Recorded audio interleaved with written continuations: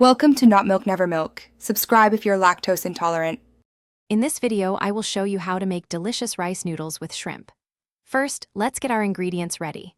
You'll want to soak your rice noodles in warm water for about 20 minutes until they're soft and flexible.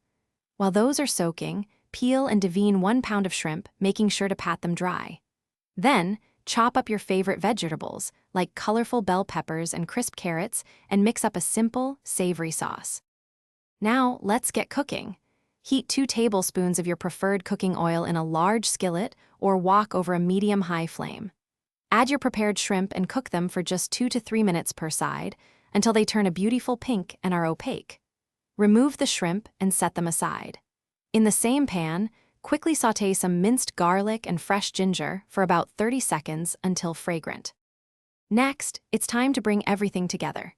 Add your chopped vegetables to the pan and stir-fry them for about 3 to 5 minutes until they are tender crisp.